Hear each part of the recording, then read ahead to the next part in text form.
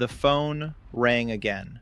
For weeks, the calls had been coming in, always from a New York number, always the same voice, male, calm, completely unbothered.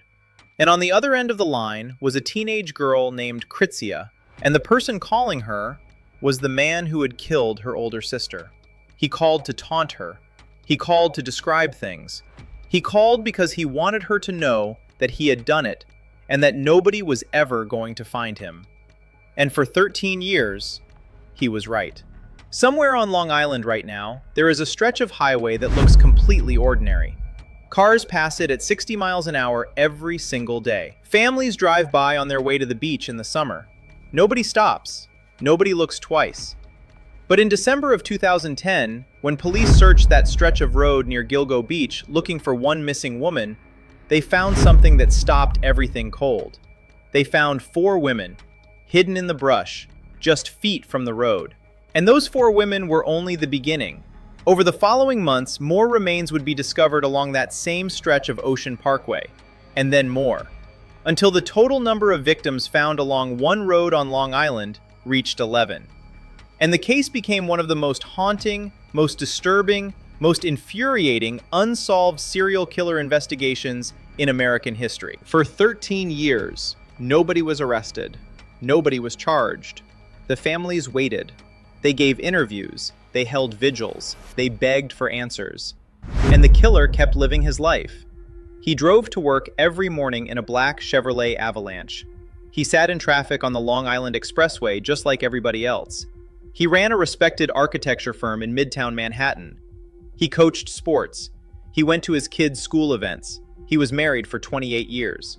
And every single person who knew him, his wife, his children, his colleagues, his neighbors, had absolutely no idea, until a pizza crust changed everything. This is the story of Rex Heuermann, the Gilgo Beach serial killer. And I promise you, every single layer of this case is more unbelievable than the last. Stay with me. True crime, dark stories, and the kind of cases that keep you up at night, all things I'm mildly obsessed with. And based on the fact that you're still here, so are you. Okay, hi, welcome back. So I have been sitting on this one for a while because I genuinely did not know where to start. Every angle of this story is its own separate thing, and every time I thought I had found the most disturbing detail, another one appeared underneath it. Also, fair warning before we get into this case involves victims who were vulnerable women, and I am going to handle that with the respect and care that it deserves. Because these women are not footnotes in somebody else's story, they are the entire point, and we are going to talk about them like the full, real human beings that they were. Alright, without further ado, let's unbuckle our seatbelts, go Mach 5 down the highway, slam on the brakes, and bust through this windshield into the Gilgo Beach murders together. To understand how this case began, you need to go back to May 1st, 2010, and a phone call that set everything in motion. At 4:51 in the morning, a 911 dispatcher in Suffolk County, Long Island, received a call from a young woman named Shannon Gilbert. Shannon was 24 years old. She was from New Jersey, and she was absolutely terrified. On the call, Shannon was frantic. She told the dispatcher that people were trying to hurt her. She begged for help. She sounded like someone who knew she was running out of time. And then, the call cut off, and Shannon Gilbert was gone. Shannon had been working as an escort and had been visiting a client in the gated waterfront community of Oak Beach when she made that desperate call. According to the client, Shannon had become distressed and had fled his home into the dark marshland surrounding the community in the early morning hours. He called police. A search of the immediate area found nothing. Shannon Gilbert was not found that night. She was reported missing by her family, and because of the circumstances of her life, because of her profession, because of her background, her disappearance received far less attention than it deserved. That is a fact. And it is an uncomfortable one that runs through this entire case like a thread. I want to say this clearly. Shannon Gilbert was a 24-year-old woman who called 911 in what sounded like genuine terror and then vanished. And the full weight of a search should have descended on that area immediately. It did not. And that failure matters. When police did begin searching the brush along Ocean Parkway near Gilgo Beach in December of 2010, they were actually searching for Shannon as part of a broader effort using cadaver dogs. And on December 11th, 2010, officers found the first set of remains in the brush just off the road, then a second, then a third, then a fourth. 4 women, all within a half-mile stretch of highway, all wrapped in burlap, all hidden carefully enough that thousands of people had driven past them on their daily commutes without ever knowing they were there. The case exploded into national headlines immediately. A serial killer, operating on Long Island, hiding victims within feet of a major roadway, had apparently been active for years without detection. And the investigation that followed would reveal just how catastrophically the system had failed the women who became his victims. The 4 women found in December of 2010 were identified through DNA analysis over the following weeks. And before we go anywhere else, I want to take a moment, because these women deserve to be known. Maureen Brainerd Barnes was 25 years old when she disappeared in July of 2007. She was from Norwich, Connecticut. She had a young daughter. People who knew Maureen described her as warm and funny and fiercely devoted to her child. She was a mother who has been missing from her daughter's life for years now because of what was done to her. Melissa Barthélemy was 24 years old. She was from Buffalo, New York. She had a younger sister named Kritzia, the same sister who had received those taunting phone calls from the man who killed her. Melissa was loved. She was missed every single day, and her sister spent years carrying the weight of those calls and the sound of that voice. Megan Waterman was 22 years old from Scarborough, Maine. She had a young daughter. She disappeared in June of 2010, and her mother Lillian, Megan's mother Lillian, would go on to become one of the most vocal and relentless advocates this case has ever seen. A woman who refused for over a decade to let the world forget that her daughter existed and that her killer was still free. Amber Lynn Costello was 27 years old from North Babylon, New York. She disappeared in September of 2010. The people who knew Amber described her as someone with a generous heart who had faced enormous challenges in her life, the kind of challenges that our systems are supposed to help with, and too often do not. All 4 of these women had advertised services online in ways that placed them in vulnerable situations. And for far too long, the public conversation around this case reflected a deeply troubling bias about whose lives are worth urgency, whose disappearances are worth resources, whose families deserve answers. That bias is one of the reasons this case went cold for as long as it did, and saying that out loud is the least we can do. As the months went on in 2011, more remains were discovered in the area, eventually totaling 11 sets of human remains across multiple locations along Ocean Parkway. Shannon Gilbert's remains were finally found in December of 2011. Her death was ruled accidental, though that ruling has been questioned extensively and debated ever since. 11 people, 1 road, 1 killer, and then silence. The investigation into the Gilgo Beach murders was troubled almost from the start. There were significant jurisdictional tensions between multiple law enforcement agencies. There were questions about prioritization and resources. There were critics, loud and consistent critics, arguing that the investigation was not being pursued with the urgency it deserved precisely because of who the victims were.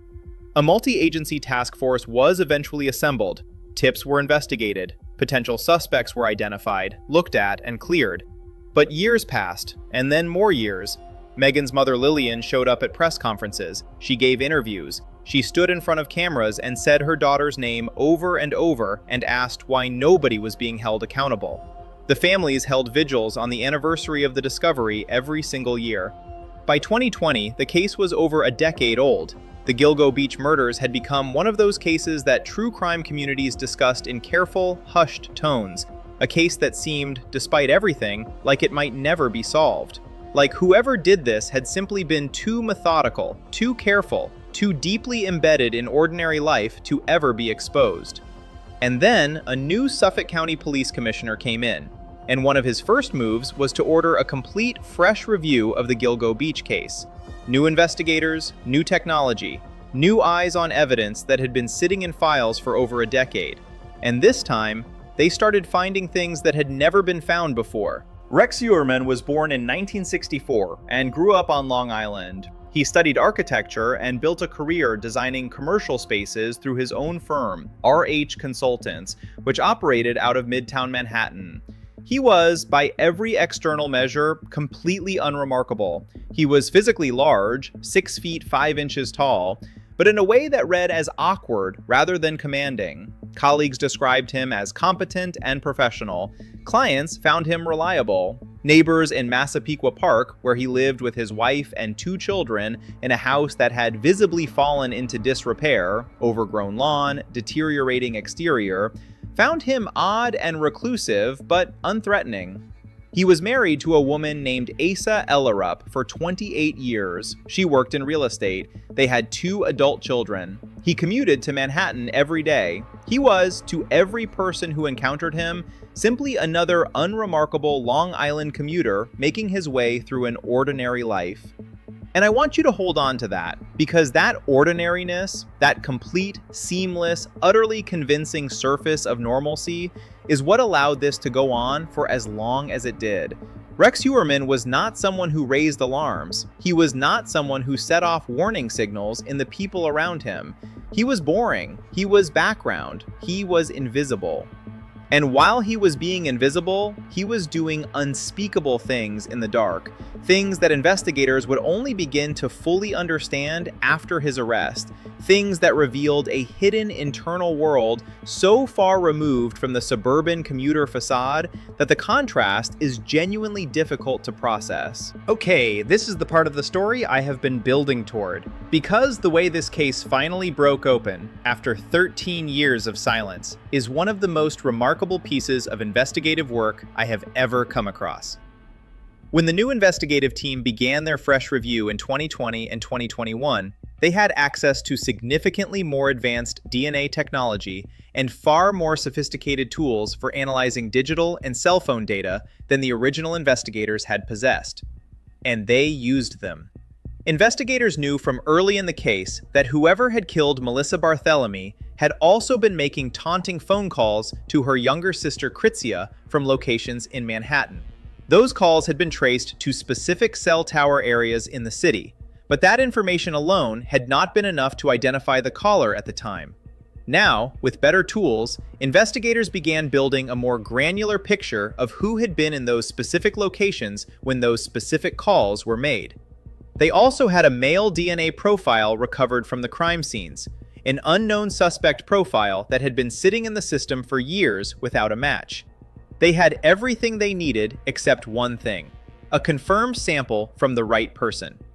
Investigators had identified Rex Heuermann as a person of interest through a combination of cell tower records, location data, and other investigative threads. They believed they had their man, but to move forward, they needed his DNA, and they needed to get it without alerting him. So they watched him, and they waited. And one completely ordinary afternoon, Rex Heuermann walked out of a pizza place near his Manhattan office, ate his lunch, and threw away the crust and the napkin. Investigators retrieved that discarded pizza crust from the trash. The DNA extracted from that pizza crust matched the unknown male profile from the crime scenes. 13 years, 11 victims, 1 pizza crust. And that was not all. Cell phone records placed Heuermann's device in the specific Manhattan locations where Melissa Barthelemy's taunting calls to her sister had originated. Investigators also noticed something deeply significant in the timing. Analysis of the periods when investigators believed the crimes occurred revealed a pattern. Heuermann's wife Asa was frequently out of town during those windows. Her phone data confirmed she was not home. He was, alone. On July 13, 2023, a completely ordinary Thursday afternoon, Rex Heuermann walked out of his architecture office in Midtown Manhattan at the end of a regular workday. He had no idea that investigators had been building a case against him for months. He had no idea that he had been under surveillance. He had no idea that a discarded pizza crust had already made the outcome inevitable. Investigators moved in on the street outside his office. He was taken into custody without incident, and within hours, Suffolk County announced to the world that they had arrested a suspect in the Gilgo Beach murders, a case that had gone unsolved for over 13 years. The name Rex Heuermann meant nothing to most people in that first moment, and then the details started coming out. A married father, an architect, a Long Island commuter, a man who had been hiding in complete plain sight, not at the fringes of society, not in isolation, but embedded in the most ordinary version of suburban professional life for over a decade. His wife Asa was out of state when the arrest was made. She filed for divorce almost immediately upon learning the charges. She released a statement saying she and their children were completely devastated and had known nothing.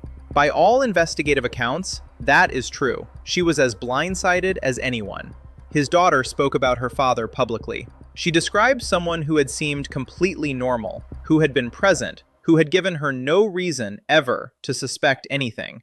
And that is one of the most deeply unsettling dimensions of this entire case. Not because it excuses anything, but because it tells us something important about how completely someone can hide something monstrous behind an ordinary life if they are determined enough to do it. When law enforcement executed search warrants on Heuermann's Massapequa Park home, the property neighbors had noted was oddly deteriorating, overgrown and neglected while the man who owned it commuted to Manhattan in a suit every day. What they found inside told the story of a hidden inner world that had been running parallel to his visible life for decades. Investigators recovered electronic devices containing an extraordinary volume of deeply disturbing material, evidence of extensive research into the investigation and the victims over many years, including material that demonstrated he had been following the case closely and tracking how close investigators were getting.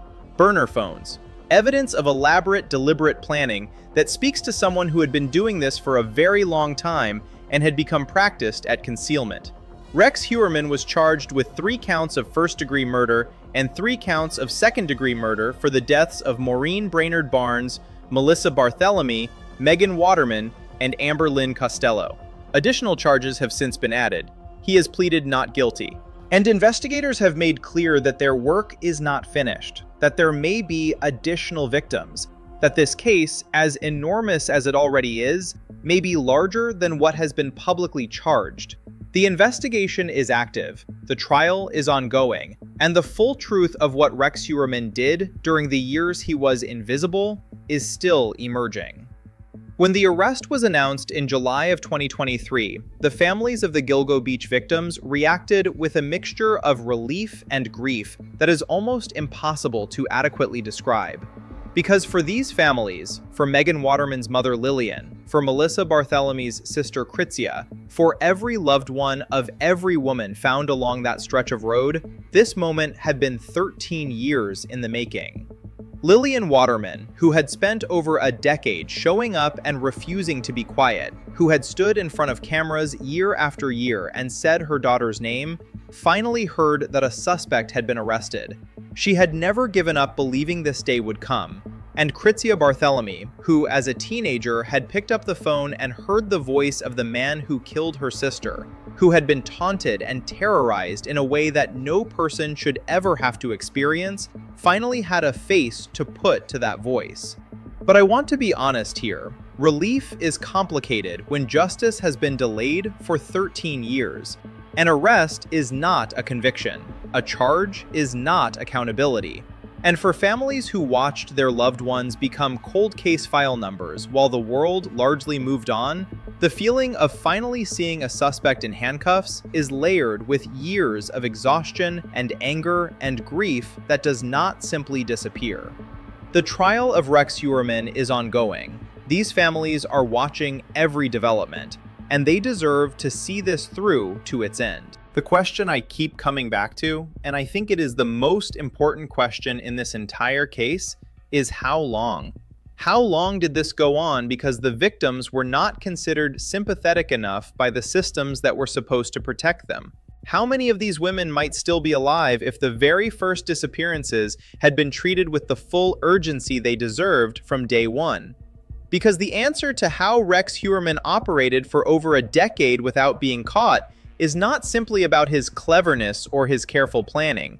It is also, significantly, about the gaps in our systems, about the ways in which vulnerable women are consistently treated as less urgent, less worthy of resources, less deserving of the full force of an investigation.